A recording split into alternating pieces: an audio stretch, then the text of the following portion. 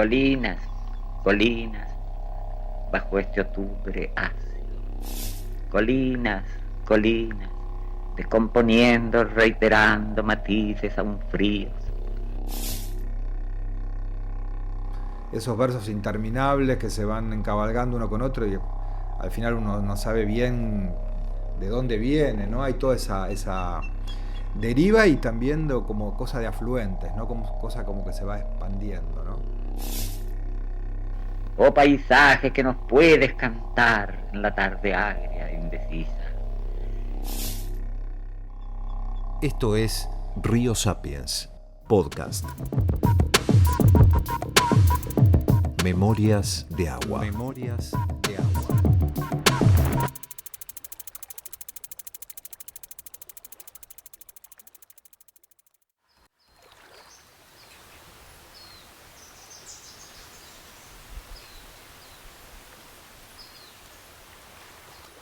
Nació en San Fernando, provincia de Buenos Aires, estudió letras en la Universidad de Buenos Aires y la maestría de escritura creativa en la Universidad de 3 de Febrero.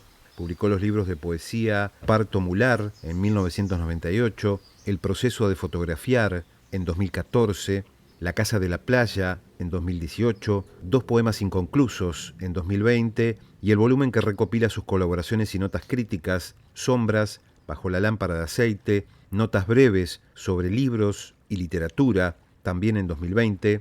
Elaboró la cronología que integra la reciente edición de la obra completa de Juan L. Ortiz, ediciones de la Universidad Nacional del Litoral y de la editorial de la Universidad Nacional de Entre Ríos. Actualmente coordina talleres de escritura y lleva adelante el blog Música Rara. Acaba de publicar el libro La Casa de los Pájaros, notas sobre la vida y la obra de Juan L. Ortiz. Precisamente a propósito de este libro, es que charlamos en este episodio con Mario Nosotti.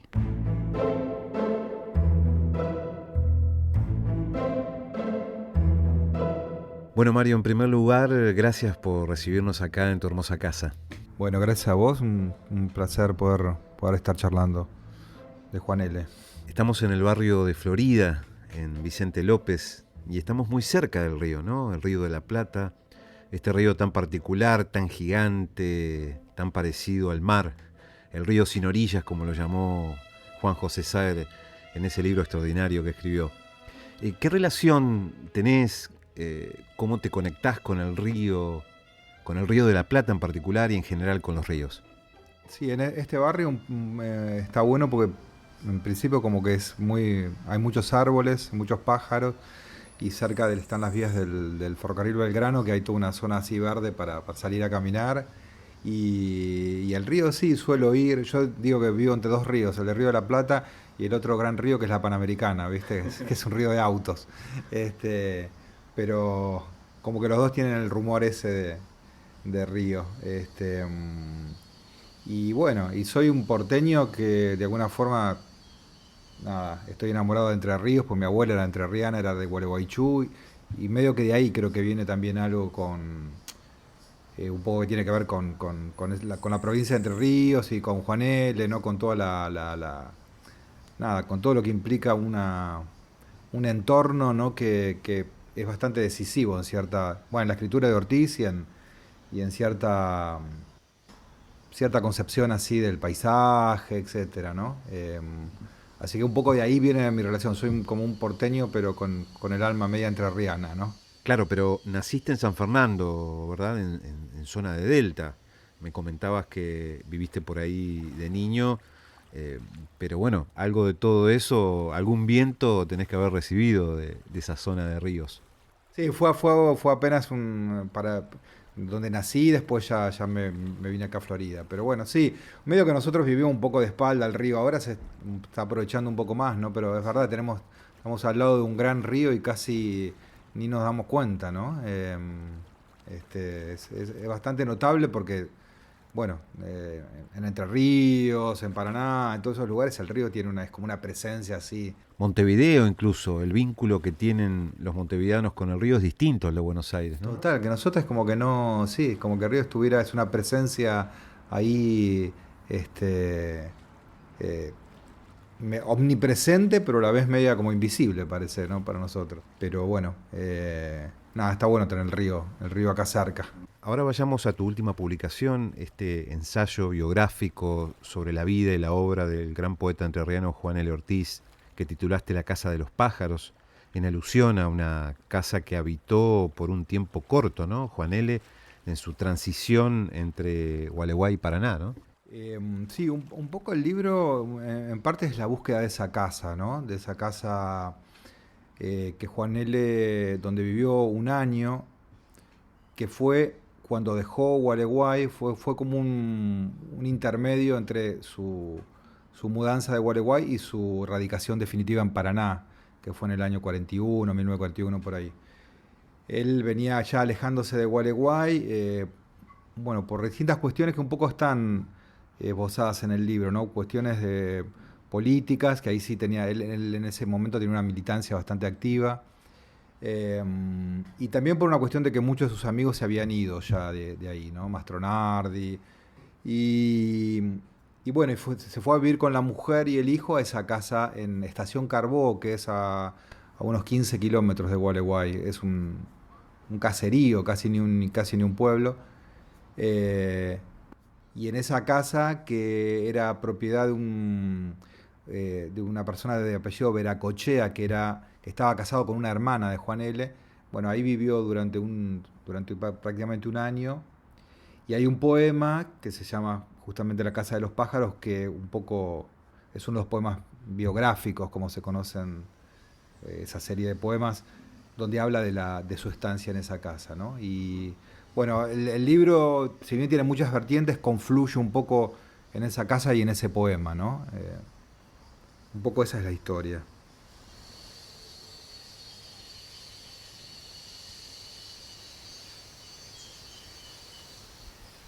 Habíamos despertado a los pájaros que dormían entre las hojas de las palmeras. Ya el crepúsculo, cuando los tordos se abatían sobre el bebedero y posados sobre los bordes conversaban. ¿De qué cosas vistas en los vuelos y desde los lomos de los caballos? ¿De qué cosas de la luz? ¿De qué cosas de las ramas? ¿De qué cosas quizás terribles de los pastos?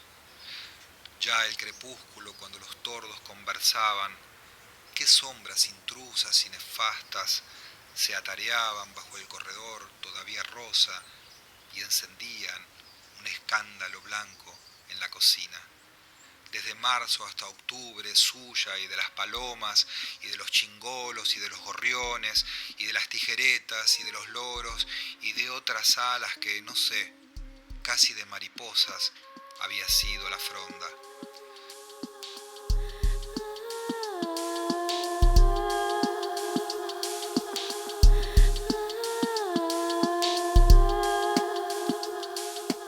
En el comienzo de tu libro te remontás al año 1986 y afirmás haber conocido al hombre antes que leerlo. ¿Cómo fue ese encuentro? ¿Cómo conectaste con Juan L.? Bueno, sí, yo un poco lo conocí en realidad a través de un dossier que hoy ya es bastante conocido, que le hizo la revista Diario de Poesía, justamente en 1986, donde eso fue antes de que se editara, editara en un volumen la obra de Juan L. Y yo, bueno, había escuchado ya hablar de él, pero fue la primera vez que, bueno, leí poemas de él. Ahí era una nota donde había intervenciones críticas de Garamulio, de Helder, etcétera. Y vi fotos, vi un dibujo y medio di cuenta ahí en el libro que mi entrada a Juan L. fue tanto por su poesía como por la impronta, ¿no? Bueno, que hoy ya todos conocemos de esa media mítica de ese anciano así medio oriental con sus boquillas. Entonces digo que fue como un encuentro tanto un poco desde el personaje o desde esa especie de mito y también desde su poesía, ¿no? Por eso digo ahí como que primero me llegó un poco la imagen, la impronta, y después lo leí, ¿no? Hay una gran pregunta que te haces en tu libro, que es ¿cuál es la relación de un autor con lo escrito? Y repregunto, ¿cuál es la relación de Juan L. con su obra? Problematizás un poco esta cuestión, ¿no? Sí, y bueno, es que Juan L. bueno, es como un caso, por decirlo de alguna forma, donde donde lo biográfico, donde el autor se entrama de una forma muy particular, ¿no? Con su escritura. Y yo, bueno, siempre me llamó la atención, ¿no? Porque un poco el temor, que ya lo decía Mastronardi, eso había como el temor que la figura de Juan L. o el mito hiciera que no se lea su obra, ¿no? Porque como que ya se lo conocía y no hacía falta leerlo casi, o leerlo muy superficialmente. Y bueno, siempre me intrigó saber cómo se entretejía eso, ¿no? El autor, lo que aparecía en su poesía, el personaje. Y bueno, eh, hay en la poesía de Juan L. esto que te decía, una serie de poemas autobiográficos donde el sujeto aparece, pero en forma elusiva, apenas aludido, incluso circunstancias personales o históricas.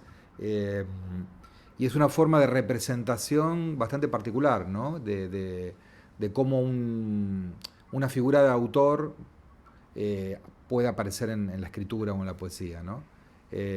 Bueno, siempre me interesó un poco ese cruce y en el libro, bueno, hablo un poco de eso, ¿no? Voy deconstruyendo un poco cómo se inició ese mito de Ortiz a través de las primeras críticas de sus libros, ¿no? De las primeras reseñas. Y yo, digamos, lejos de ver en esos que entiendo el riesgo, ¿no? De mezclar una cosa con otra, que son dos cosas diferentes. Me parece que hay algo que está bueno, que es rico explotar porque una cosa se alimenta de otra, ¿no? Eh, si bien está bueno poder separar los términos poesía, figura de autor, me parece que está bueno el entramado que se arma en el caso de Juan L. ahí. Para aludir a la poesía de Juan L., todos hablan de Juan L., hablan de sus gestos, de su voz, de casi como si estuvieran, como si no se pudiera separar la lectura del personaje de la poesía, ¿no?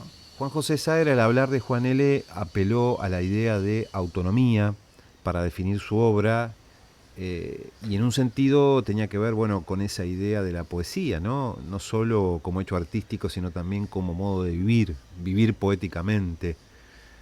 ¿Coincidís en esto? Creo que lo decís, la vida como acto de creación.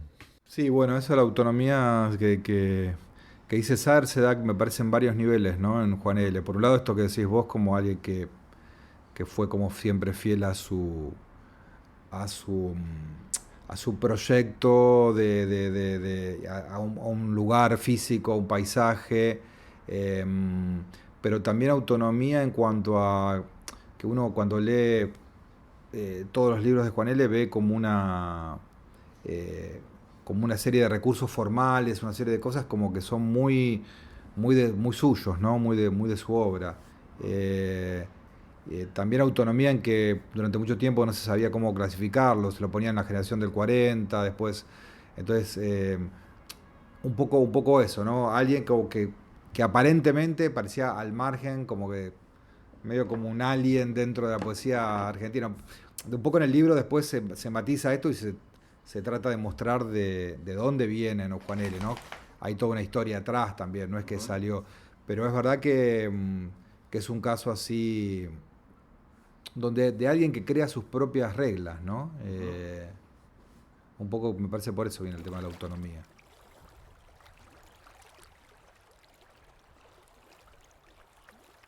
Rosa y dorada la ribera rosa y dorada. Febrero, y ya estás desde esa última en el cielo y el agua. Etérea, pero ya estás, vapor flotante de un sueño que parece de flor y es de un lúcido pensamiento que se busca y se suspende mientras el cielo es un ardor sensible. Por los caminos pálidos entre la hierba oscura y el alma.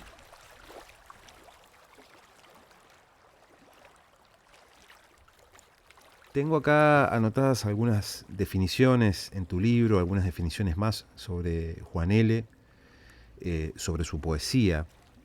Una poesía, decís, como esperanza redentora y religadora, y por otro lado hablas de una poesía como estremecida ante el dolor de los seres humanos, en particular los más pobres. Y sí, bueno, él tuvo siempre como un interés por, como que lo conmovió siempre y le llegó la cuestión social, ¿no? Y siempre tuvo una especie hubo una tensión entre su actitud así de contemplativa y de disfrute del paisaje y de una especie de éxtasis que él siente, que en muchos poemas de él, en muchísimos poemas, es interrumpida por la constatación de la injusticia social, ¿no? Y bueno, aparecen los ranchos, las inundaciones, hermanos, la solución a mis hermanos. Eh, esa tensión que nunca se resuelve en los poemas de él tiene que ver, sí, con su visión que de alguna forma está integrado al paisaje, pero siempre en tensión, ¿no? Es como que nunca se resuelve eso. Bueno, tuvo una militancia política, ¿verdad? Ligado a las ideas de izquierda, a su apoyo a la Revolución Rusa, una historia que aparece ahí curiosa cuando citás un libro que se llama La Internacional Entrerriana, Sí. que habla precisamente de un conflicto que tuvo con la iglesia cuando vivía en Gualeguay, ¿no? Es muy divertido, eso es muy... Bueno, sí, Juan L. Militó desde joven, estuvo cerca del Partido Comunista.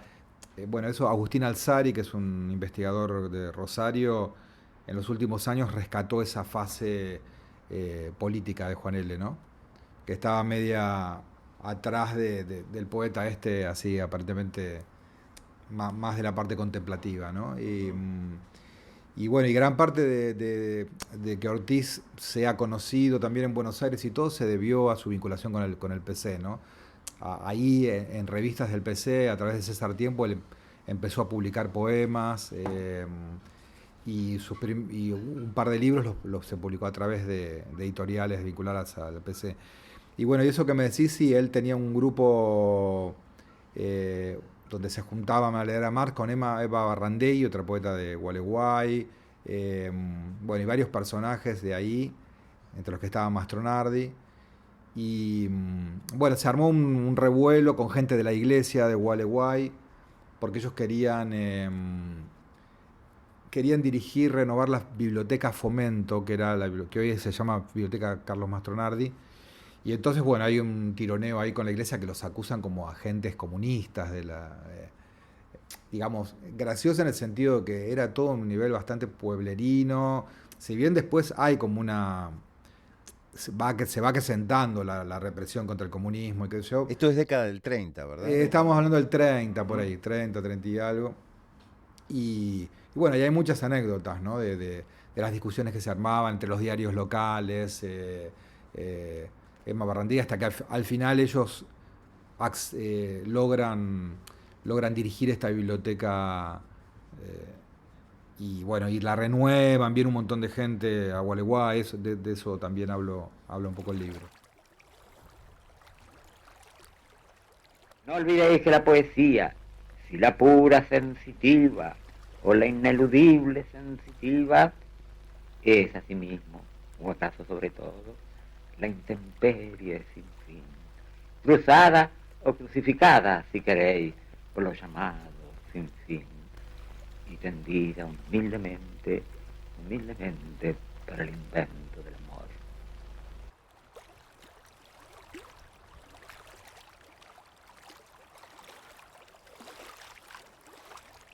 En tu libro decís algo así como que la poesía de Juan L. es como oír mentalmente su música o algo así, ¿no? Bueno, sí, Juan L. tenía como un sentido muy musical, ¿no? Él lo dice en varios reportajes, ¿no? Sí. Que le importaba la música, pero no solo como algo formal, ¿no? Que es evidente en su poesía y que está lograda a través de un montón de recursos, ¿no? Como la forma de puntuar, las oraciones subordinadas, un montón de cosas que él va logrando y que van evolucionando en su poesía, sino también de la música como algo, como una resonancia con el exterior, con el paisaje, con cierta materialidad, ¿no? Eh, Él siempre, bueno, destaca esto de la poesía que todavía no está plasmada, la poesía de la experiencia con el paisaje, ¿no? Y con el entorno. Pero bueno, amén de eso sí, Es un poeta eminentemente musical. Cuando uno lo lee en voz alta, si bien es un poeta difícil a veces de leer en voz alta, eh, es un poeta que no se guía por las ideas claramente ni por los conceptos, sino por una cuestión de musicalidad, ¿no? Bueno, ahí mucho tiene que ver con su vínculo con la naturaleza y con el río particularmente, ¿no? Charlando para este podcast con el poeta entrerriano Juan Meneguín, al hablar de la poesía entrerriana, él habla de esa forma, de ese lenguaje que expresa un permanente transcurrir, de la cosa fluvial del lenguaje, ¿no? Sí, ahí, mira, hasta, viste que Ceder decía que un poema de Juan L. se podía reconocer de lejos porque más en la última poesía se veía como ese dibujo que él hace en la página que está corrido del margen izquierdo y derecho, hay un montón de derivaciones, eso hasta gráficamente o visualmente tiene que ver con el río, y después toda esa deriva, ¿no? Que son esos versos interminables que se van encabalgando uno con otro y al final uno no sabe bien de dónde viene, ¿no? Hay toda esa deriva y también como cosa de afluentes, ¿no? Como cosa como que se va expandiendo, ¿no? Uno podría ligar, sí, esa cosa a lo fluvial, ¿no? A la cosa que, al avance permanente, a lo expansivo. Bueno, y a eso como que no se puede volver atrás, ¿no? Como que es algo que siempre se va expandiendo, ¿no? Justamente. Y no podemos dejar de hablar de su gran poema, ¿no? Del poema más largo de Juan L., que es El Gualeguay, un poema río, ¿no? Sí, bueno, el Gualeguay es el gran poema de él, es uno de los poemas más extensos, es un poema que es un libro directamente. Y sí, es una locura, ese poema es como, él intenta ahí de alguna forma contar la historia de Entre Ríos desde, desde las eras eh, desde la prehistoria, digamos, hasta más o menos que hasta la época donde él está viviendo, que supuestamente este poema después iba a continuar y se interrumpe. Por eso dice, cuando empieza el Gualeguay dice fragmento, como es un fragmento. Y bueno, él intenta dar cuenta de la historia entre ríos desde la mirada del río. Por eso hay un montón de escenas que son como desde abajo mirando hacia arriba, ¿no? Como cuando llegan no sé, los conquistadores o después las guerras de la independencia. Y bueno, ahí numera desde personajes históricos, personajes de cuestiones de la fauna, un montón de cosas que bueno, hay una edición crítica muy linda que hizo Sergio Delgado, donde trata de desentrañar un montón. Es un libro lleno de claves, ¿no? Eh, pero bueno, ese poema río en el mayor sentido, ¿no? Porque trata de un río, porque su protagonista y el que habla es un río, y también por esta cosa de cómo se conocen los poemas ríos, como estos poemas eh, largos, ¿no? Y que van, que no son el típico poema circunscripto, ¿no? Y bueno, hablando del río, hay esa comparación del Paraná y del Gualeguay en Ortiz. Él dice, bueno, el Paraná me abruma. El río que yo tengo adentro, el de mi infancia, de mis paseos de enamorado, el de la mujer querida y el del hijo recién nacido, es el Gualeguay, dice Juan L., ¿no? Y hablando precisamente con Selva Almada, ella me decía que conoció el río de verdad cuando se fue a vivir a Paraná. Ese río, el Paraná, esa cosa gigante, imponente. Me acordaba un poco de esto, ¿no? Lo vinculaba a esta idea. Claro, y sí, porque el río Gualeguay, bueno, por lo menos en la parte donde está Gualeguay, es un río relativamente chico, ¿no? Si bien tiene una parte, justamente en Puerto Ruiz, que es donde nació Juan L., hace como una curva y es un río bastante ancho. Fue un puerto, en su momento, era un puerto, fue un puerto importante, ¿no? En la época que había saladeros ahí, un montón de cuestiones relacionadas a la ganadería. Pero bueno, cuando se muda a Paraná, claro, para Juan debe haber sido, porque es otro río, ¿no?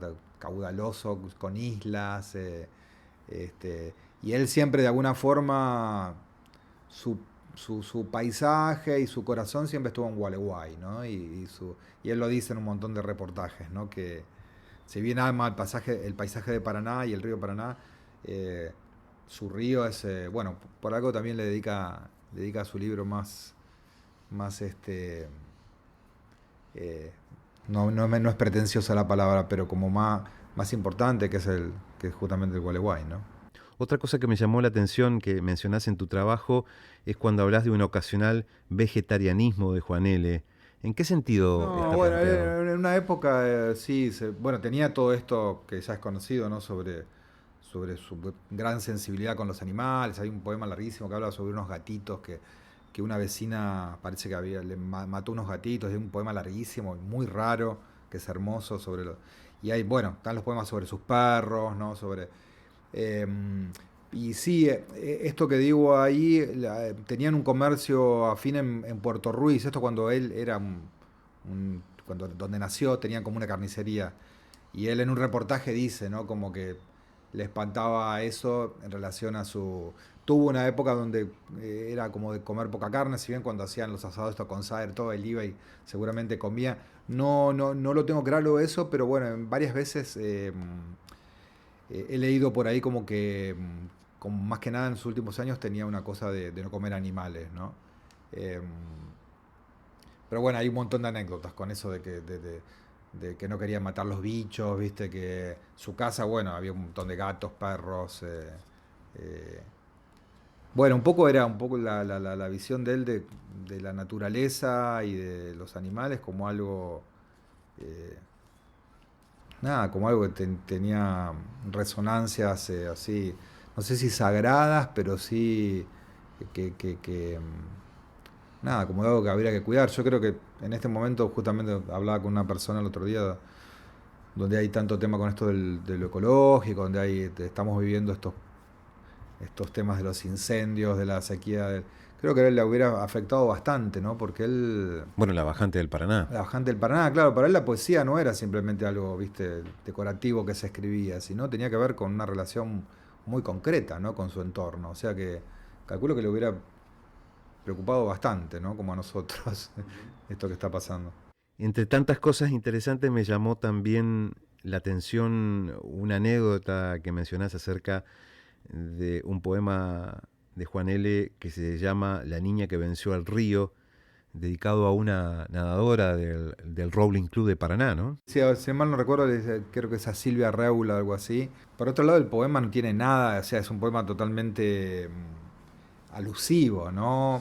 Eh, pero bueno, yo en el libro analizo algunos de los poemas del Álamo y el Viento, que es el libro donde está La Casa de los Pájaros, este que te digo que es el primero que publica en Paraná, y está este poema sí, que se llama creo La niña que venció al río, y habla de una nadadora de ahí de Paraná que llegó a ser como muy importante en la disciplina esta, a cruzar el río a nado. Bueno, Juan L. tenía esto, de pronto metía cosas que solo eran distinguibles para sus coetáneos o la gente de la época, que el resto nunca más. Bueno, se iba.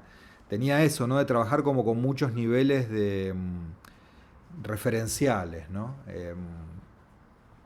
Y bueno, yo rescato un poco esto que es una anécdota, en realidad no es que sea algo importante, pero bueno, de varias cosas que digo, sí, en Paraná esto pasó, este personaje existió, este lugar que él nombra así, está en realidad, ¿no?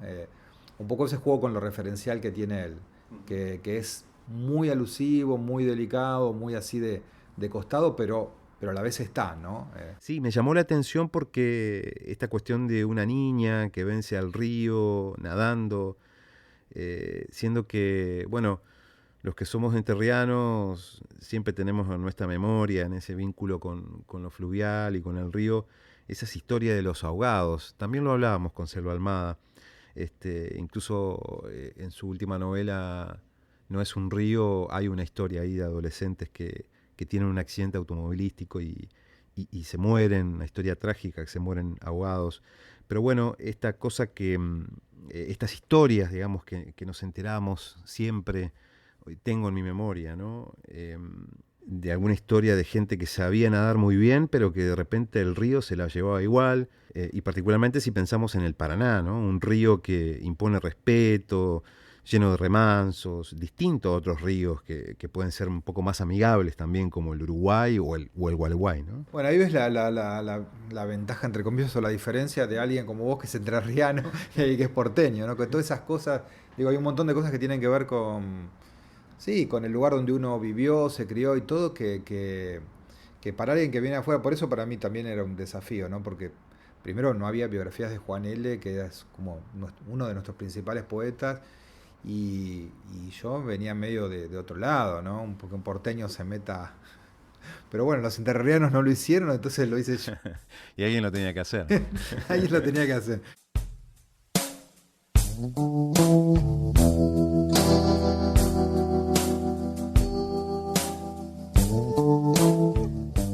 ¿Y cómo fueron, Mario, o qué sabés de esos últimos años de Juan L.? Pensemos que muere en 1978, a 2 años del golpe cívico-militar de 1976. ¿Cómo vivió él esos días? ¿Tenés algún dato?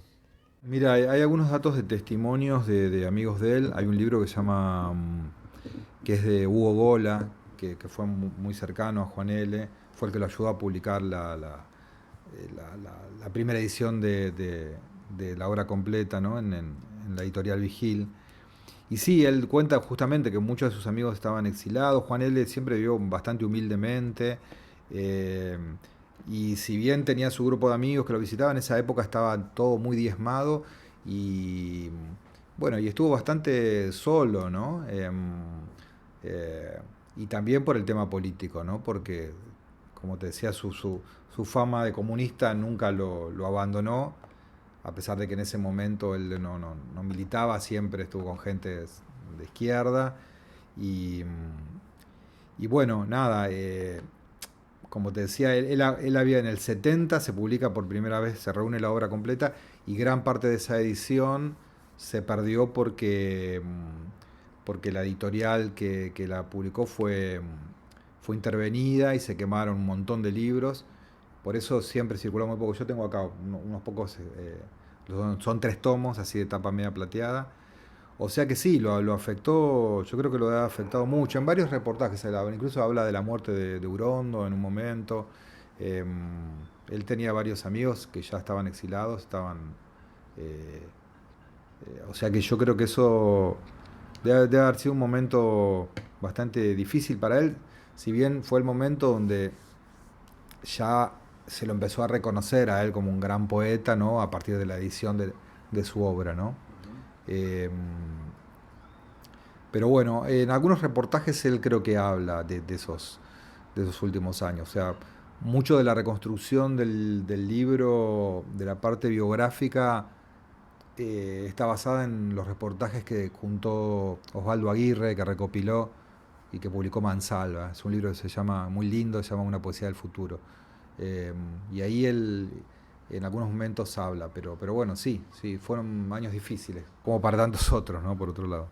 Y su casa fue un lugar de permanente tránsito de gente, ¿no? De visitas, de artistas, de poetas. Sí, en una época era como una especie de, él lo dice, como de hito turístico, ¿no? Como que hasta le costaba, le parecía que le sacaban tiempo hasta para escribir, porque él estaba, hasta el último momento estuvo escribiendo. Una de sus, los últimos 10 años de Juan L. fueron como los más productivos, ¿no? Donde hizo una buena parte de su obra y bueno, y parte de escritos que se perdieron también, ¿no? Pero sí, pero ahí lo visitaban amigos, periodistas, recibía muchos poetas jóvenes, ¿no?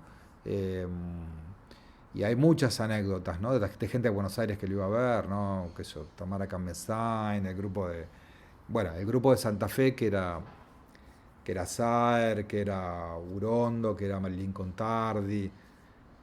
Él también iba a Santa Fe, también a verlos a ellos.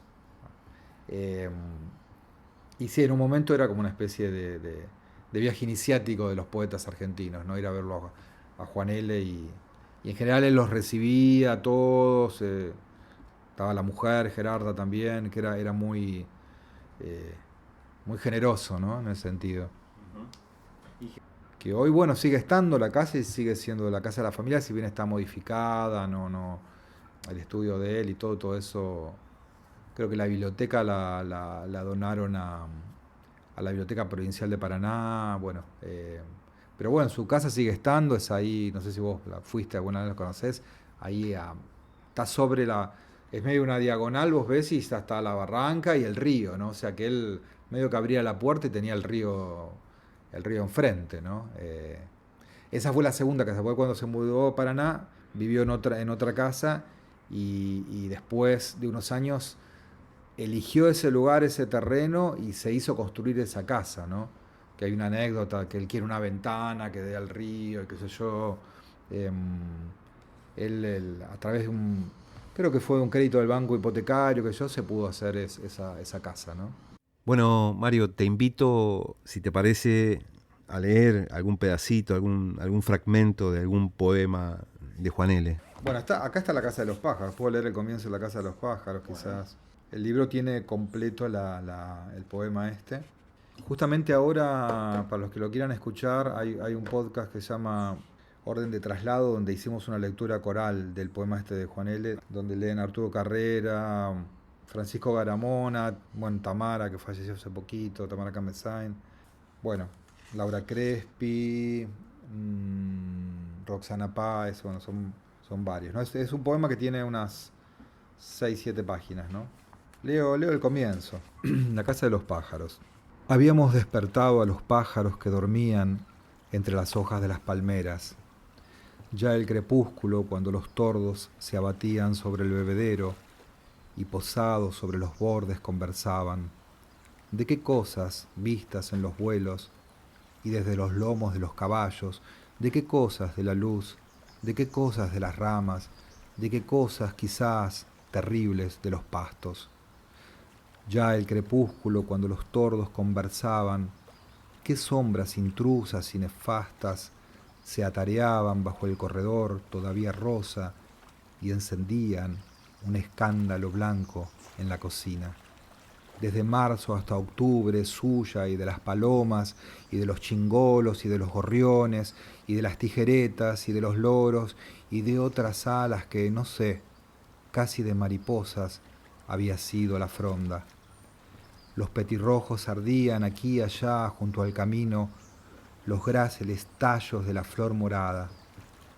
Desde marzo hasta octubre había sido el silencio ciego de la casa, nocturna bajo los aleros con tacuaritas. ¿Quiénes ahora daban ojos a la noche sobre las hojas de las palmeras? ¿Quiénes? Durante varias noches, las palmeras fueron una inquietud de alas y de charlas hasta el alba. Lejos la luna o la proximidad del mal tiempo, a veces, solo traían el desvelo de las alas.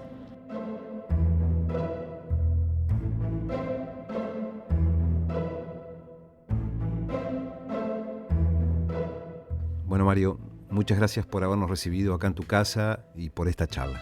No, bueno, gracias a vos. Espero haberles aportado algo. Gracias. Un gusto.